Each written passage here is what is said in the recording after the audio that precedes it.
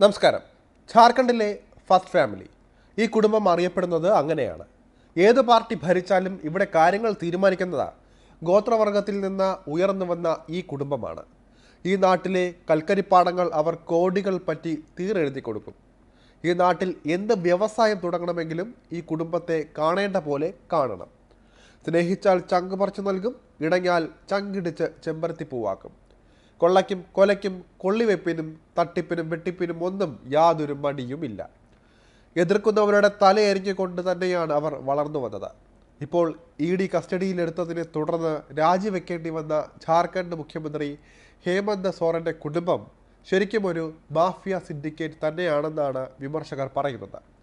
സോറൻ കുടുംബത്തിൻ്റെ കഥയാണ് ഇന്നത്തെ ന്യൂസ് ഇൻ ഡെപ്തിൽ.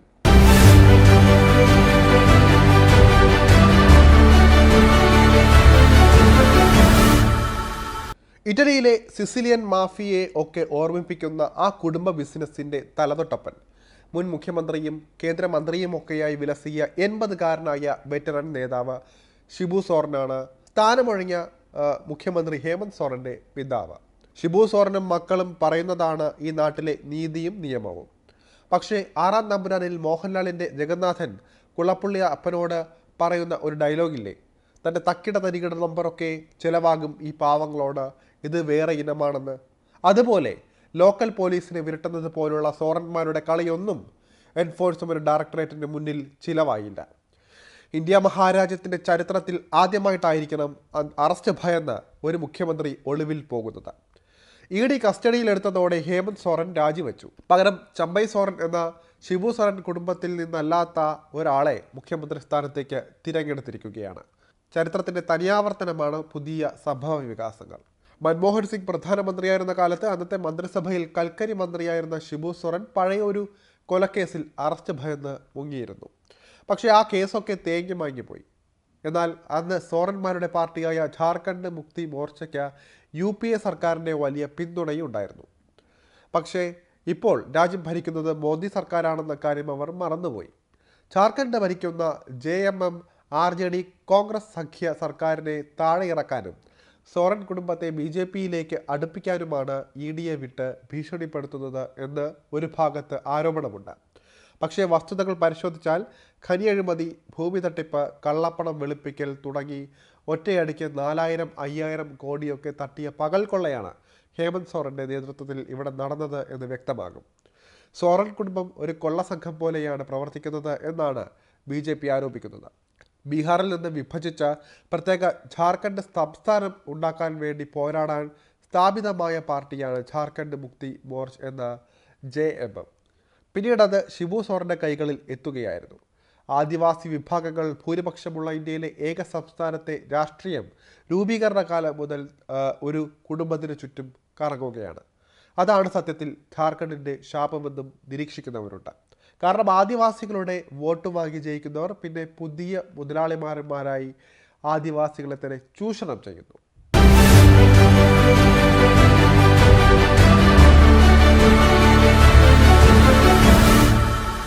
അടിച്ചമർത്തപ്പെട്ട ഗോത്രവിഭാഗത്തിൻ്റെ വിമോചകനായി രാഷ്ട്രീയ ജീവിതം തുടങ്ങുക, പിന്നീട് അധികാരത്തിലെത്തിയപ്പോൾ അഴിമതിയിലേക്ക് വീഴുക, സാധാരണ ഉത്തരേന്ത്യയിൽ കണ്ടുവരുന്ന ജാതി രാഷ്ട്രീയക്കാരുടെ ടിപ്പിക്കൽ ജീവിതം തന്നെയാണ് ഷിബു സോറൻ്റേത്. അവിഭക്ത ബീഹാറിലെ രാംഘട്ട് ജില്ലയിലെ നെമ്ര ഗ്രാമത്തിൽ ജനുവരി 11, 1945 ഷിബു സോറൻ ജനിക്കുന്നത്. സോറൻ എന്നത് ഝാർഖണ്ഡിലെ ഗോത്രവിഭാഗങ്ങൾക്കിടയിൽ വ്യാപകമായുള്ള ഒരു സർനെയിമാണ്. സന്താൽ ഗോത്രത്തിൽ ജനിച്ച ഇദ്ദേഹത്തിൻ്റെ ബാല്യം ദുരിതപൂർണമായിരുന്നു. സവർണരായ ഭൂവുടമകളുമായുള്ള നിരന്തരം സംഘർഷം കണ്ടാണ് സോറൻ വളർന്നത്. സ്കൂൾ വിദ്യാഭ്യാസം മാത്രമാണ് കിട്ടിയത്. സ്കൂൾ പഠനകാലത്താണ് പിതാവ് കൊല്ലപ്പെടുന്നത്. ഒരു പണമിടപാടുകാർ ഏർപ്പാടാക്കിയ ഗുണ്ടകൾ അദ്ദേഹത്തെ കുത്തിക്കൊല്ലുകയായിരുന്നു.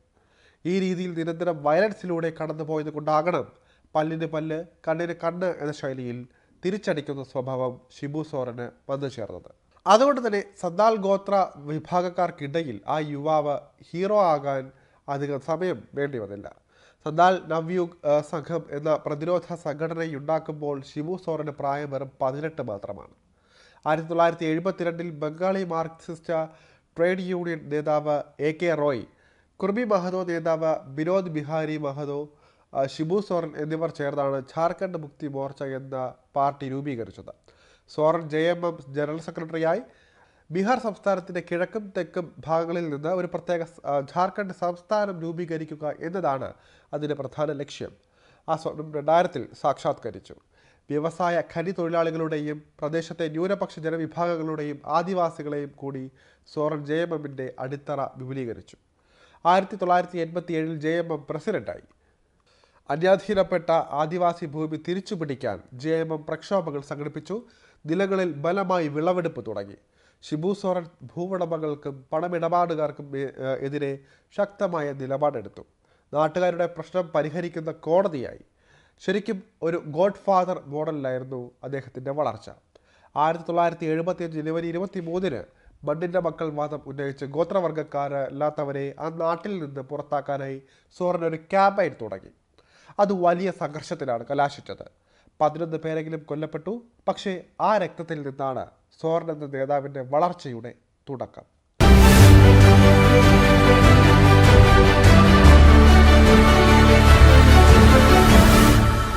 പ്രധാനമന്ത്രി പദം ഒഴികെ ഒരു പുരുഷായുസിൽ കിട്ടാവുന്ന എല്ലാ അധികാരങ്ങളും കയ്യിൽ വന്ന നേതാവാണ് ഷിബു സോറൻ. പക്ഷേ എന്നിട്ടും സ്വന്തം കുടുംബം സമ്പന്നമാവുക എന്നല്ലാതെ ജാർഖണ്ഡിലെ കർഷകരുടെയോ ഖനി തൊഴിലാളികളുടെയോ അടിസ്ഥാന പ്രശ്നങ്ങൾ ഒന്നും പരിഹരിക്കാൻ അദ്ദേഹത്തിന് കഴിയുന്നുമില്ല.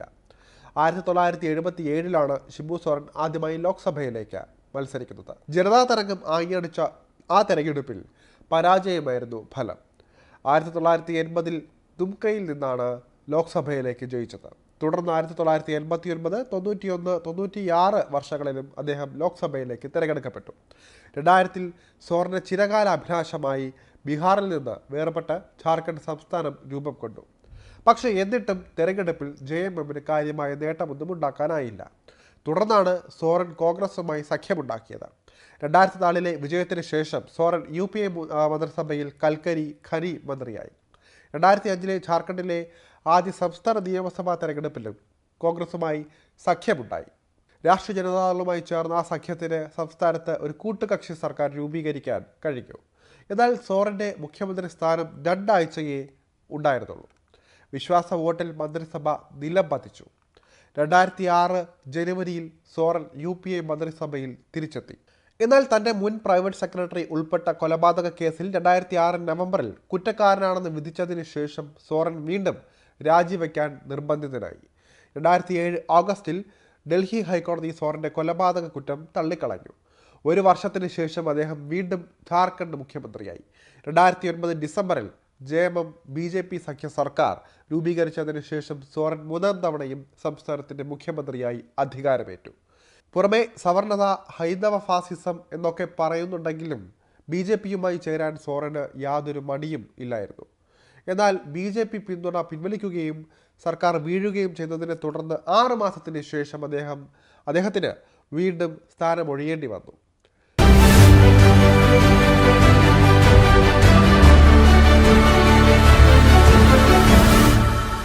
അടി തിരിച്ചടി എന്ന നിലയിൽ ചോരയിലൂടെ വളർന്നു വന്ന നേതാവാണ് ഷിബു സോറൻ. 1974-ന്റെ തുടക്കത്തിൽ വിരുന്നിന് ആടിനെ അറുത്തതിനെ ചൊല്ലിയുള്ള തർക്കത്തെ തുടർന്ന് 2 പേരെ കൊലപ്പെടുത്തിയ സംഘത്തിന് സോറൻ നേതൃത്വം നൽകിയതായി പറയപ്പെടുന്നു. കൂടാതെ 1975 ജനുവരിയിൽ മുസ്ലിം ആധിപത്യമുള്ള ഒരു ഗ്രാമത്തിൽ നടന്ന ആൾക്കൂട്ട ആക്രമണവുമായി അദ്ദേഹം ബന്ധപ്പെട്ടതായി റിപ്പോർട്ടുകളുമുണ്ട്. നിരവധി ആളുകളുടെ മരണത്തിലാണ് അത് കലാശിച്ചത്. മുസ്ലിംകളും ഗോത്രവിഭാഗക്കാരും തമ്മിൽ പ്രശ്നം ഉണ്ടാകുമ്പോൾ ഗോത്രവർഗ്ഗക്കാർക്ക് വേണ്ടി എതിരാളികളെ അടിച്ചൊതുക്കിയത് സോറനായിരുന്നു. ഇതിൻ്റെ പേരിൽ പല കേസുകളും ഉണ്ടായി. പക്ഷേ എല്ലാത്തിൽ നിന്നും സോറൻ പതുക്കെ ഊരിപ്പോന്നു. മണ്ണിൻ്റെ മക്കൾ വാദം ഉന്നയിച്ചുള്ള പ്രസംഗങ്ങൾ വഴി നിരവധി കലാപ ആഹ്വാനങ്ങൾ നടത്തിയെന്നും ആരോപണമുണ്ട്. 1994-ൽ പ്രൈവറ്റ് സെക്രട്ടറി ശശിനാഥ് ധായെ കൂട്ടിക്കൊണ്ടുപോയി കൊലപ്പെടുത്തിയ കേസിൽ പക്ഷേ ഷിബു സോറൻ അറസ്റ്റിലായി. ഈ കേസിൽ ഡൽഹി കോടതി 2006 ഡിസംബർ 5-ന് ജീവപര്യന്തം തടവിന് ശിക്ഷിച്ചു. മൻമോഹൻ സിംഗ് പ്രധാനമന്ത്രിയായിരുന്ന കാലത്ത് അന്നത്തെ മന്ത്രിസഭയിൽ കൽക്കരി മന്ത്രിയായിരുന്നു ഷിബു സോറൻ. ഒരു കേന്ദ്രമന്ത്രി അറസ്റ്റിലാകുന്നത് ഇന്ത്യ ചരിത്രത്തിൽ തന്നെ ആദ്യമായിട്ടായിരുന്നു. 2007 ഓഗസ്റ്റിൽ കേസിൽ തെളിവുകൾ കണ്ടെത്തുന്നതിൽ CBI പരാജയപ്പെട്ടതോടെ ഡൽഹി ഹൈക്കോടതി ഷിബു സോറനെ കുറ്റവിമുക്തനാക്കി. പ്രൈവറ്റ് സെക്രട്ടറിയെ കൊലപ്പെടുത്തിയ കേസിൽ ഷിബു സോറനെ കുറ്റവിമുക്തനാക്കിയ ഡൽഹി ഹൈക്കോടതി വിധി 2018 ഏപ്രിലിൽ സുപ്രീം കോടതി ശരിവച്ചു. 1994 മെയ്യിലാണ് ശശിനാഥ് ധായെ കാണാതാവുകയും പിന്നീട് റാഞ്ചിയിൽ നിന്ന് മൃതദേഹം കണ്ടെത്തുകയും ചെയ്തത്. ഇതിനു പിന്നിലും വലിയ രഹസ്യങ്ങൾ ഒളികിക്കിടക്കുന്നുണ്ടായിരുന്നു. വിശ്വാസ വോട്ടിൽ നിന്ന് നരസിംഹറാവു സർക്കാരിനെ രക്ഷിക്കാൻ കോടിക്കണക്കിന് രൂപയാണ് സോറൻ വാങ്ങിയത്. ഇത് ശശിനാഥിന് അറിയാമായിരുന്നു. ഇതിന് വിഹിതം ചോദിച്ചതും ഒറ്റുമെന്ന ഭീതിയുമാണ് കൊലയിൽ കലാശിച്ചത് എന്നാണ് അക്കാലത്ത് മാധ്യമങ്ങൾ പറഞ്ഞത്. സ്വർഗരതിയുമായി ബന്ധപ്പെട്ട മറ്റൊരു പ്രശ്നവും ചില മാധ്യമങ്ങൾ ചൂണ്ടിക്കാട്ടിയിരുന്നു.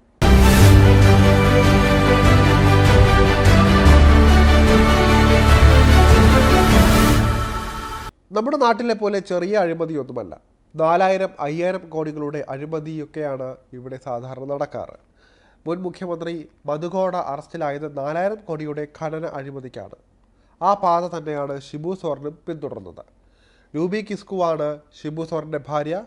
ദുർഗ സോറൻ, ഹേമന്ത് സോറൻ, ബസന്ത് സോറൻ എന്നീ 3 ആൺമക്കളും അഞ്ജലി സോറൻ എന്ന മകളുമുണ്ട്. ദുർഗയുടെ ഭാര്യ സീതാ സോറൻ നിലവിൽ ജാവയിൽ നിന്നുള്ള MLA ആണ്. ജാർഖണ്ഡ് യുവമോർച്ചയുടെ പ്രസിഡന്റാണ് ബസന്ത് സോറൻ. ഡുംഗയിൽ നിന്നുള്ള നിലവിലെ MLAയുമാണ് അദ്ദേഹം. തന്നെ പോലെ പ്രതാപി എന്ന ഷിബു സോറൻ കരുതിയ മൂത്ത മകൻ ദുർഗ സോറനെയായിരുന്നു അദ്ദേഹം തന്റെ പിൻഗാമിയായി കണ്ടത്. ദുർഗ സോറൻ 1995 മുതൽ 2005 വരെ ജാമയിൽ നിന്നുള്ള MLA ആയിരുന്നു. പക്ഷേ അദ്ദേഹം മരണപ്പെട്ടത് ഷിബു സോറൻ എന്ന അധികായന്റെ വ്യക്തി ജീവിതത്തിലെ വലിയ തിരിച്ചടിയായി. 2005 തിരഞ്ഞെടുപ്പിൽ തോറ്റുകൊണ്ട് തുടങ്ങിയ ഹേമന്ത് സോറൻ 2009 ദുർഗയുടെ മരണത്തോടെ പാർട്ടിയുടെ മുഖ്യധാരയിലേക്ക് കടന്നു വന്നു. 2009 തിരഞ്ഞെടുപ്പിൽ ഹേമന്ത് MLAയായി. 2010 BJP JMM സഖ്യ സർക്കാരിൽ ഹേമന്ത് ഉപമുഖ്യമന്ത്രിയുമായി. ഇതോടെ പാർട്ടിയിൽ തന്റെ പിന്തുടർച്ചക്കാരനായി ഹേമന്തിനെ തന്നെയാണ് ഷിബു സോറൻ വാഴിക്കാൻ പോകുന്നതെന്ന് വ്യക്തമായി.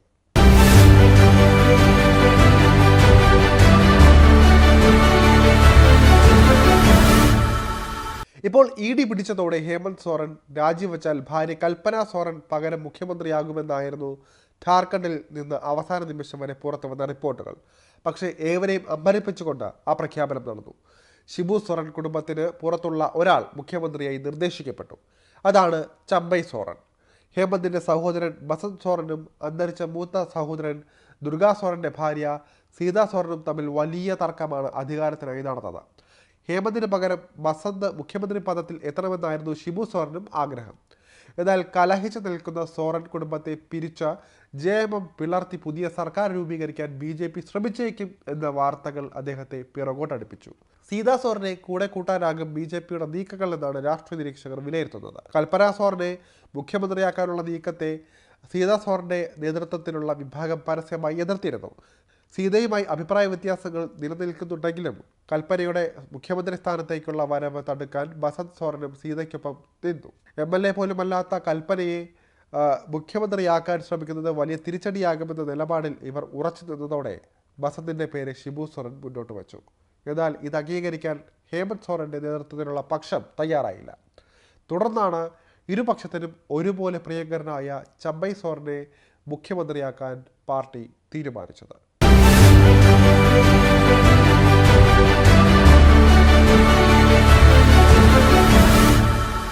പുതിയ മുഖ്യമന്ത്രിയായി നിർദ്ദേശിക്കപ്പെട്ട ചമ്പൈ സോറന് എത്രമാത്രം പ്രവർത്തന സ്വാതന്ത്ര്യം ഷിബു സോറൻ കുടുംബം കൊടുക്കുമെന്നതും ചോദ്യമാണ്.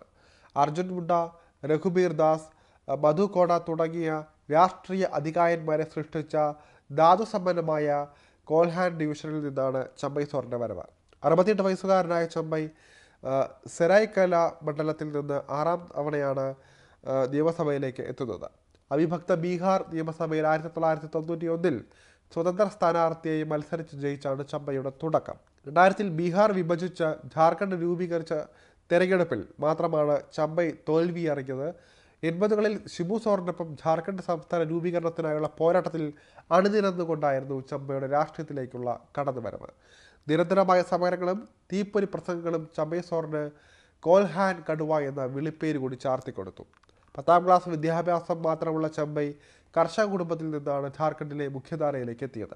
ആദിവാസി അവകാശങ്ങൾക്ക് വേണ്ടി നിരന്തരം ശബ്ദമുയർത്തുന്ന അദ്ദേഹം ട്രേഡ് യൂണിയൻ രംഗത്തും സജീവമാണ്.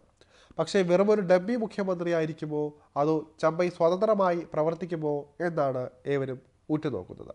ആദിവാസികളുടെയും പിന്നാക്കക്കാരുടെയും വോട്ട് വാങ്ങി ജയിക്കുന്ന ഇവർ ആ പാവങ്ങൾക്ക് വേണ്ടി കാര്യമായി ഒന്നും തന്നെ ചെയ്യാറില്ല. ഇത്രയും ധാതുഖരി സമ്പന്നമായിട്ടും ജാർഖണ്ഡ് പിന്നാക്കമായത് അതിനൊരു ഉദാഹരണമാണ്. അത് മാറ്റാൻ ചെമ്പയ്ക്ക് കഴിയുമോ എന്നാണ് ചോദ്യം.